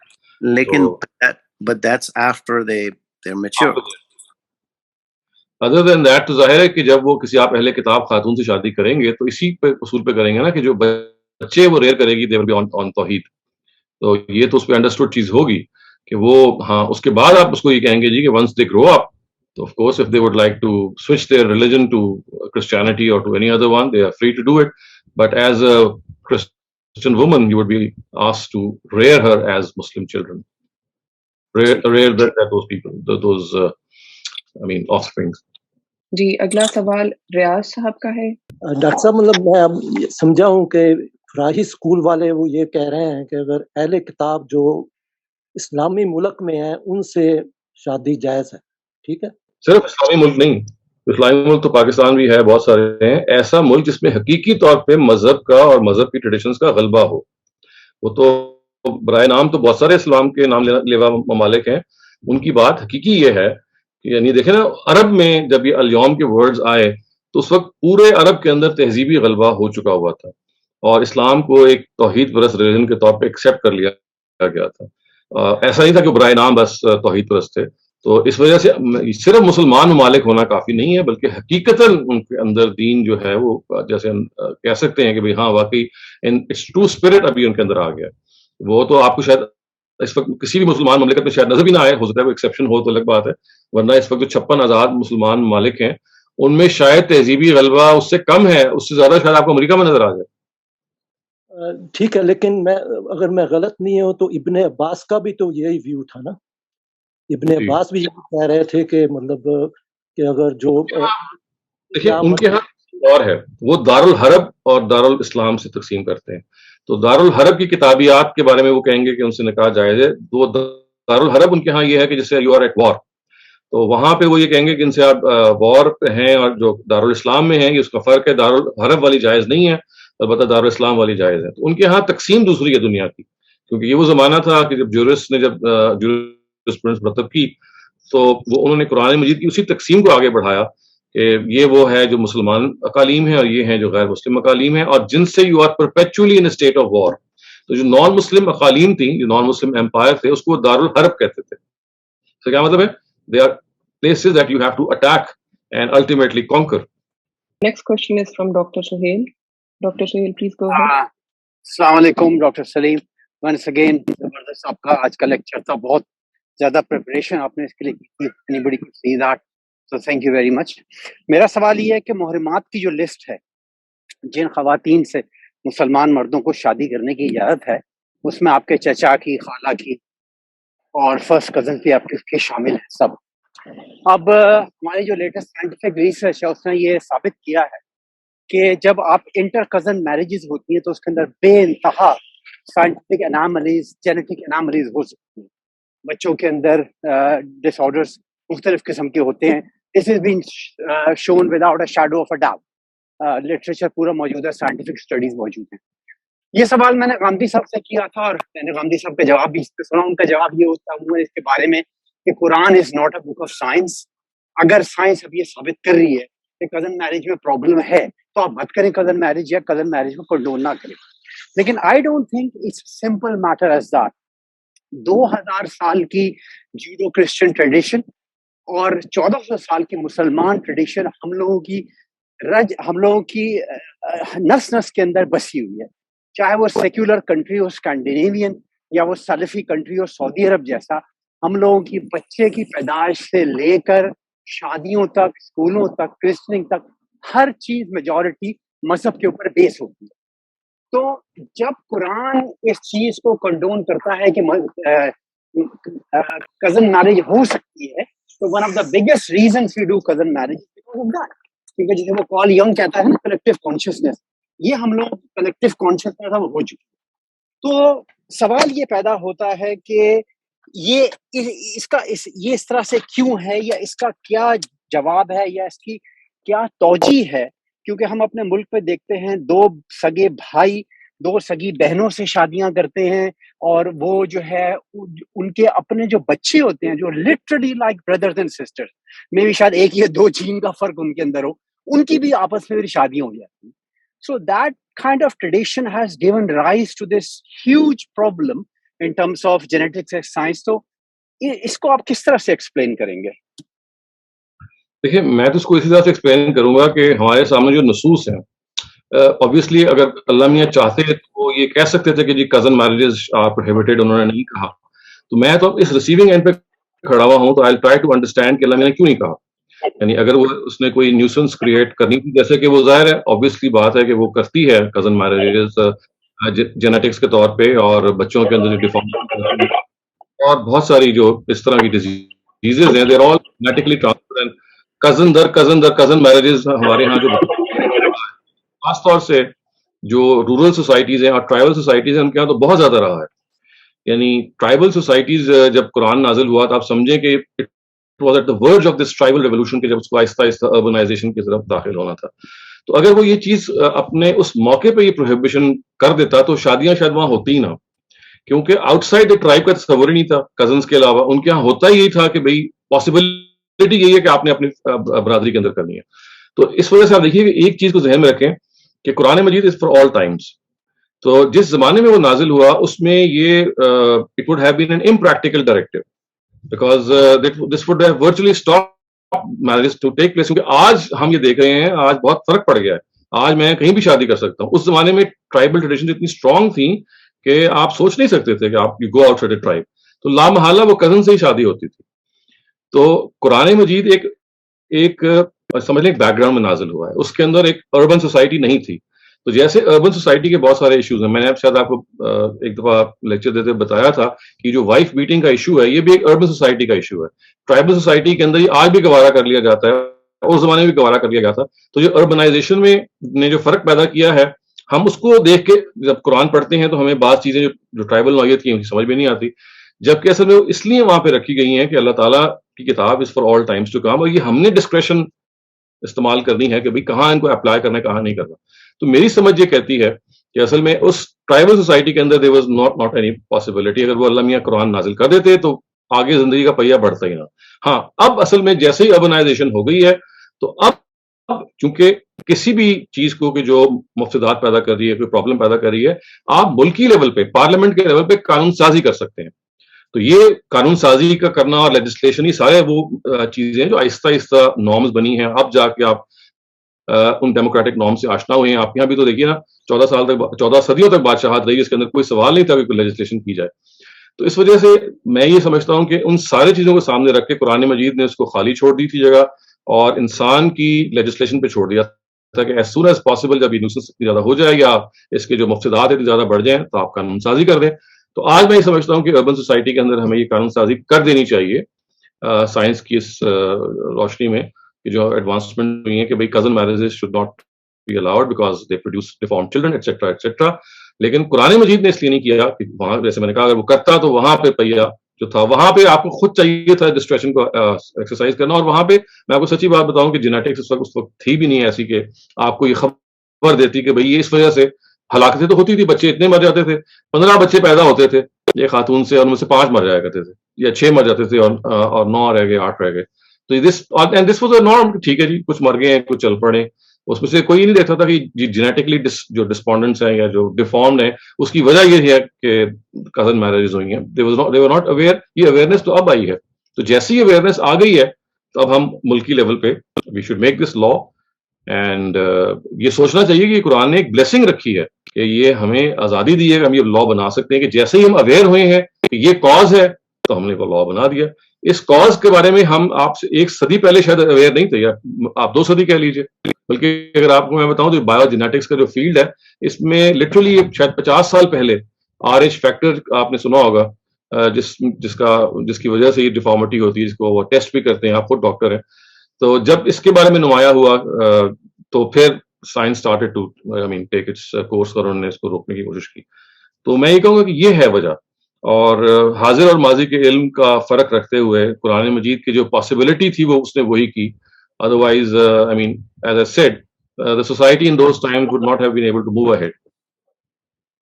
Shukriya, Dr. Salim, I hear you, but in all honesty, on a logical basis, I do find it a little bit problematic क्योंकि कुरान के directives की authenticity और उसके results देखने के लिए हमें देखना पड़ेगा कि consequence किसी directives के कितने serious हैं। ये जो directive है जिसमें cousin marriage की इजाजत दी गई है, इसके consequence extremely serious हैं। पूरी की पूरी generations जो हैं, they are born with low IQs. आप deformities तो खैर एक obvious phenotypic defect है, लेकिन जनरली हमारी नेशंस के पूरे IQs पे फर्क पड़ा हुआ है, इस वजह से कि Mary with in each other. बहरहाल obviously I am not starting a debate, I obviously heard and I respect your opinion. तो बहुत बहुत शुक्रिया जवाब का। अगला सवाल लेते हैं अदील कुरैशी से। Thank you. जी अस्सलाम वालेकुम डॉक्टर साहब। वालेकुम अस्सलाम।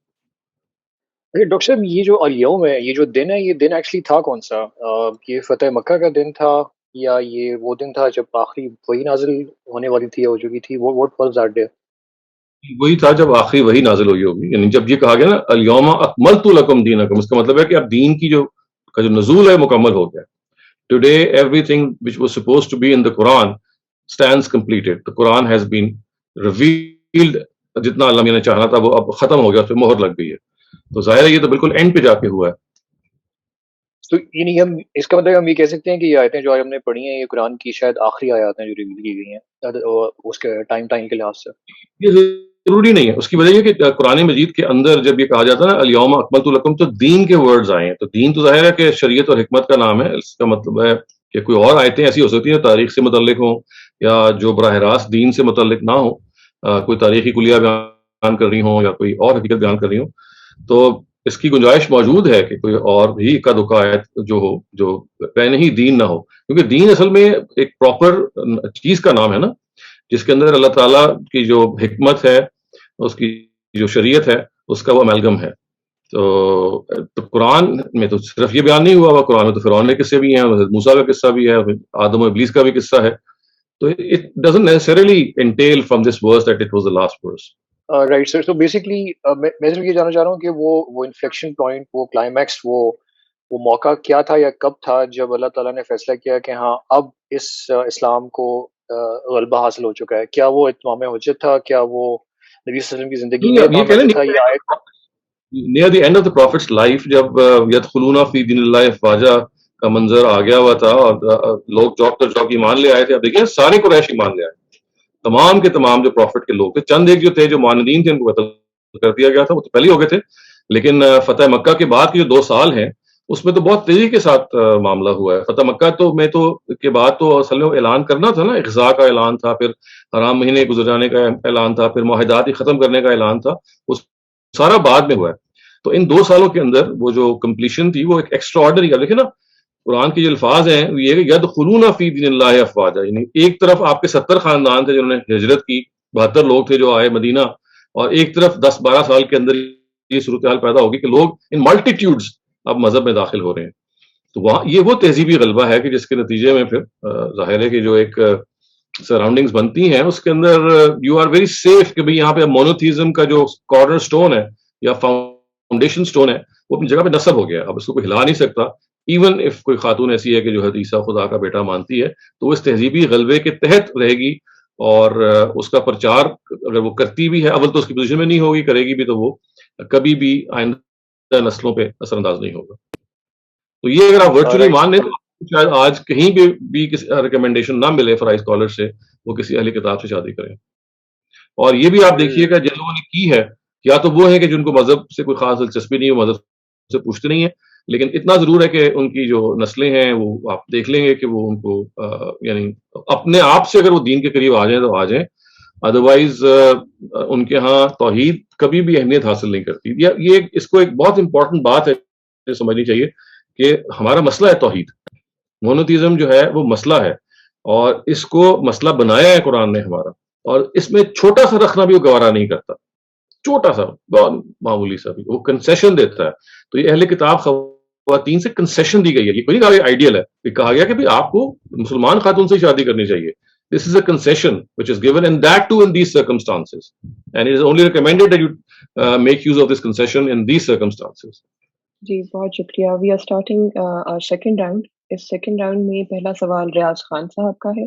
ڈاکٹر صاحب جب ہم نے یہ کہا کہ الیوم اور الیوم میں پھر ہم نے میرج منع کر دی تو اس کے معنی ان کا کھانا پینا بھی منع ہے ان سے الاؤ ہے نا. یہ کہا گیا الیوم احل لکم الطیبات، آج ساری پاکیزہ چیزیں جائز قرار دی گئی ہیں. آج آپ اہل کتاب کی جو عفیف خواتین ہیں اور مسلمانوں کی جو عفیف خواتین ہیں، تو یہ تو الاؤنس کی بات ہے، پروہیبشن کی تو نہیں ہے. جب یہ ہم نے کہا کہ فرائض اسکول کے آف تھاٹ کے مطابق اگر ہم نے کہا کہ marriage is not allowed, that means تو ایکچولی وہ تو اگلی بات ہے نا. وہ تو یہ ہے کہ عرب میں جب یہ اعلان ہوا، جب یہ آیتیں اتری تو اس نے ہمیں یہ بتایا کہ الیوم سے مراد اصل میں آج سے مراد وہ دن ہے کہ جب اسلام کا تہذیبی غلبہ مکمل ہو چکا ہوا تھا. تو چنانچہ آج اگر آپ اس کو پروجیکٹ کرتے ہیں اس آیت کو، تو on a similar basis آپ یہ کہیں گے کہ جب غلبہ اگر ہو گیا ہوا ہے تو پھر اصل میں یہ آیت کا اطلاق ہو جائے گا. اگر نہیں ہوا ہوا تو پھر ہمیں نہیں شادی کرنی چاہیے اہل کتاب خواتین سے. Adeel Qureshi you make go ahead now. اچھا سر، پاکستان جیسے معاشرہ کیا اس وقت اس کے اندر آ سکتا ہے کہ یہاں پر دین کا انفلوئنس یا دین کا غلبہ آ چکا ہے، اور پاکستان کے اندر اگر ایک مسلمان مرد کسی کرسچن یا جیو عورت سے شادی کرنا چاہے تو کر سکتا ہے؟ دیکھیے قرآن مجید میں ایک گائیڈنس ہے نا جو اس نے دی ہے، تو اب یہ ہر آدمی کو دیکھنا چاہیے کہ وہ غلبہ موجود ہے کہ نہیں ہے. اس میں دو رائے ہو سکتی ہیں، کیونکہ جب آپ ایک اصول دے دیتے ہیں تو اس اصول کے سنسیئرلی اطلاق کرنے میں بھی بعض دفعہ ڈفرینس آف اوپینین ہو سکتا ہے کہ آپ اس آیت کو سامنے رکھ کے غور کریں، آپ کہیں جی کہ ہاں تہذیبی غلبہ ہے، ہو سکتا ہے کوئی اور کہے کہ نہیں ہے. تو اس وجہ سے اگر آپ میرا پرسنل اوپینین پوچھ رہے ہیں تو وہ تو میں آپ کو دے سکتا ہوں، لیکن میں یہ بھی کہہ سکتا ہوں کہ ضروری نہیں ہے کہ میرا پرسنل اوپینین وہی ہو جو آپ کا پرسنل اوپینین ہے. آیت تو آپ کو ایک گائیڈ لائن دے رہی ہے، اور وہ یہ کہہ رہی ہے کہ بھائی دیکھو یہ ٹریڈیشنز کا اسٹرانگ ہونا بہت ضروری ہے مونوتھیسٹک. تو آپ کو اگر آپ کو یہ تسلی ہے کہ پاکستان جیسے شہر کے ملک کے اندر توحید کا جو بول ہے وہ اتنا بالا ہو چکا ہوا ہے کہ اگر آپ پاکستان کے اندر شادی کریں گے کسی اہل کتاب خاتون سے تو اس سے کوئی مسئلہ نہیں پیدا ہوگا، تو آپ پروسیڈ کر سکتے ہیں. تو یہ اصل میں کیس ٹو کیس اور پرسنل اوپینین ہے، پرسنل عمل ہوگا، اور اس میں اختلاف بھی ہو جائے گا. اگر آپ اس اسپرٹ کو سامنے رکھیں گے کہ میں توحید کے اس کارنر سٹون کو نہیں چھیڑنا اور مجھے ہر لحاظ سے اس کو دیکھنا ہے، تو پھر آپ بہت محتاط ہو جائیں گے. اور یہی اللہ میاں چاہتے ہیں کہ محتاط ہو کے آپ فیصلہ خود کریں. Right sir. اچھا سر، اس میں ایک جو چیز مجھے تھوڑا سا پریشان کرتی ہے وہ یہ ہے کہ ایک طرف ہم یہ کہتے ہیں کہ جو انٹلیکچوئل جرنی ہے ٹورڈز اسلام دین فطرت ہے، اور ہر شخص کے لیے یہ ایک ٹرائل ہے کہ اس نے اپنی فطرت کو پہچاننا ہے، اور وہ اس فطرت کو جب وہ اپنے شعور کی عمر تک پہنچے گا تو اس کو پہچانے گا، اس پیغام کو سنے گا اور اس کو قبول کرے گا. تو یہی اس کا ٹرائل ہے. وہ اس کو قبول کر لیتا ہے تو بہت اچھی بات ہے، وہ اپنے لیے ایک اچھے صحیح راستے پہ چل پڑے گا. اگر وہ اس کو قبول نہیں کر لیتا تو کوئی مجبور یا زبردستی کرنے کی ضرورت نہیں ہے کہ تم اس سے کیوں قبول کرے ہو. اس کو قبول کرنے یا نہ کرنے کا حق اس کو اللہ نے دیا ہوا ہے، اور ہمارا یہ فرض ہے کہ ہم اس کے اس حق کا دفاع کریں. ہم اسی لیے پرسیکیوشن کو بھی منع کیا گیا کہ آپ زبردستی کسی کو مسلمان بنانے کی کوشش نہیں کر سکتے یا اس کو انکریج نہیں کر سکتے. تو یہ چیز کہ اگر یعنی فار انسٹنس ایک کرسچن عورت اور ایک مسلمان مرد شادی کرتے ہیں اور اس کے بعد وہ فیصلہ کرتے ہیں کہ دیکھو ہمارے بچے کو نہ میں کہوں گا کہ تم نے مسلمان ہونا ہے اور نہ تم اس کو کہو گی کہ تم نے عیسائی ہونا ہے.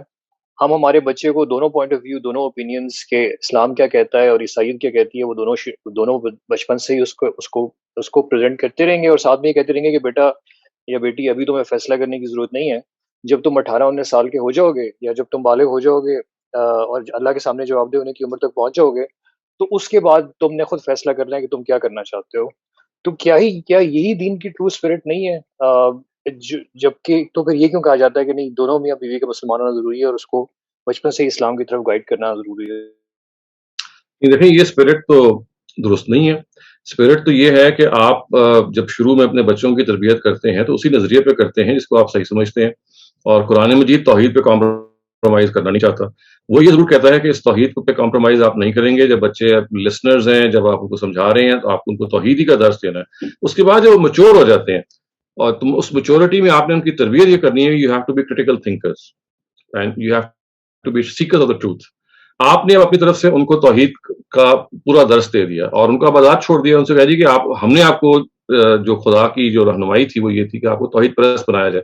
That we have done as a parent. Now you are stepping into your mature life, you are an adult. آپ سے تقاضا خدا کا یہ ہے کہ آپ نے سچائی کی تلاش کرنی ہے اور کرٹیکلی ہر چیز کو ایویلویٹ کرنا ہے. Now this is your journey, you fly and آپ دیکھیں, چیزوں کا جائزہ لیں.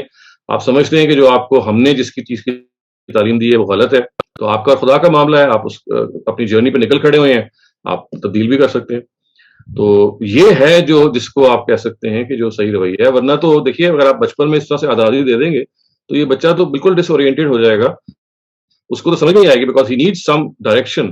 تو جب اس کی میچورٹی نہیں آئی دماغ میں, اور اس وقت آپ اس کو آزادی دے ہی نہیں سکتے. آزادی کا مطلب یہ ہے کہ جب آزادی کا مطلب سمجھے. تو ایک 7 سال کا بچہ مذہبی آزادی کا مطلب نہیں سمجھتا کہ مجھے کرسچینٹی یا وہ بھی پڑھنا ہے. وہ ایک ایج ہوتی ہے کہ جہاں پہ you are able to teach them, and of course this varies from society to society. اس کو دینے کے بعد آپ یہ کہتے ہیں کہ دیکھو یہ میں نے اپنا کام کر دیا, آپ آزاد ہیں, آپ نے اس کو تبدیل کرنا ہے کر دیں, آپ نے اس میں اضافہ کرنا ہے کر دیں. آپ کا خدا کا معاملہ ہے. میرے اوپر ذمہ داری ڈالی گئی تھی خدا کی طرف سے, وہ یہ ہے کہ میں ایک توحید پرست اولاد کو پرورش کروں, وہ میں نے کر دی. اس وجہ سے جو آزادی ہے وہ اصل میں میچورٹی کے بعد ہے.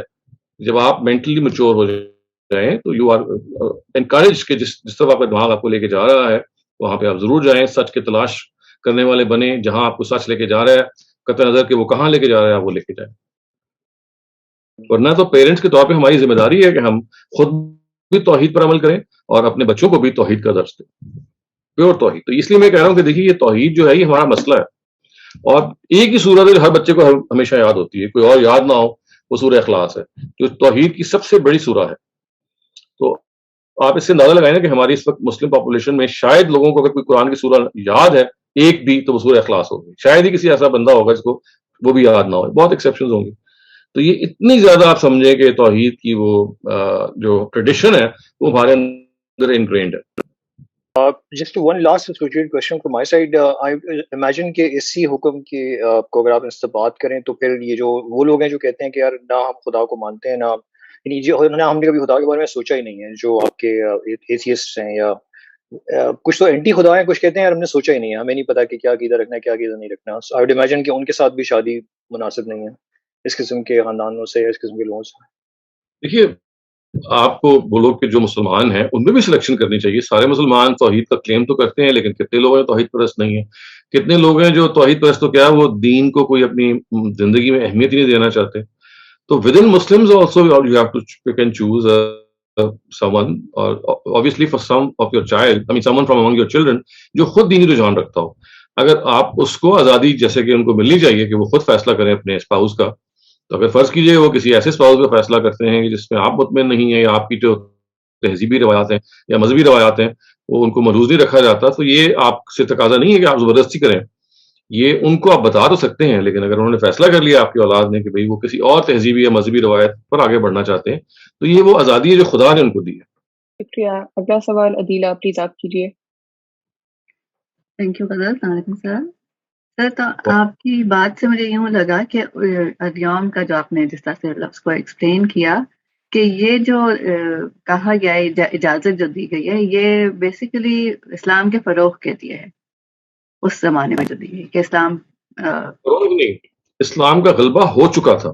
یعنی جب یہ کہا گیا کہ آج آپ اہل کتاب کی خواتین سے شادی کر سکتے ہیں, آج آپ ان کے کھانوں یا دسترخوانوں سے کھانا کھا سکتے ہیں, today at this juncture when your religion has been completed on you, تو اس کا مطلب اصل میں یہ ہے, اس کا تعلق فروغ سے نہیں ہے, اس کا تعلق اس چیز سے ہے کہ اب مذہب کا تہذیبی غلبہ اس سرزمین عرب میں ہو چکا ہے, اور توحید اب ایک ایسا نظریہ ہے جس نے شرک کو ڈیفیٹ کر دیا ہے, اور شرک اب باقی نہیں رہا.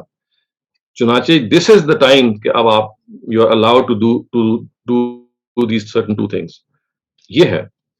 ٹھیک ہے سر, لیکن میرا کہنے کا مطلب یہ ہے کہ پھر جب اس ماحول میں, اس غلبے میں جب خواتین آئیں گی تو چانسز زیادہ یہ ہیں کہ وہ آپ کے مذہب کو اور آپ کی تہذیب کو ایکسیپٹ کریں گی. بالکل. تو اگر وہ ہونی چاہیے آج بھی کہیں, اگر وہ ہے تو پھر تو آپ سوچ سکتے ہیں. اگر وہ نہیں ہے, جیسا کہ نظر آ رہا ہے کہ اکثر جگہوں پہ نہیں ہے, تو پھر تو ایسا ہی ہے جیسے آپ ایک کھائی میں چھلانگ مار رہے ہیں.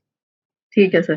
اور ابھی شاید کسی نے یہ سوال پوچھا بھی تھا کہ میں یہی پوچھنا چاہ رہی تھی کہ پھر ہم آج کل کے زمانے میں یہ نہیں کہہ سکتے کہ اب پاکستان میں یہ حالات ہیں.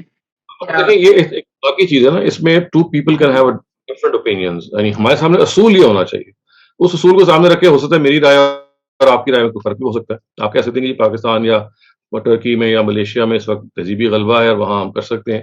کوئی اور آدمی کہہ سکتا ہے کہ یار وہ تہذیبی غلبہ صرف آنکھوں کا آئی واش ہے, حقیقت میں تو نہیں ہے.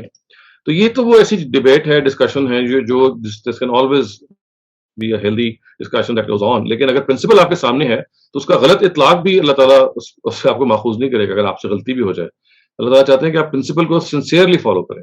تو مطلب یہ اجازت پھر اب یہ نہیں ہے کہ اجازت اب نہیں ہے, وہ رہے گی جہاں غلبہ ہوگا. جی ہاں بالکل.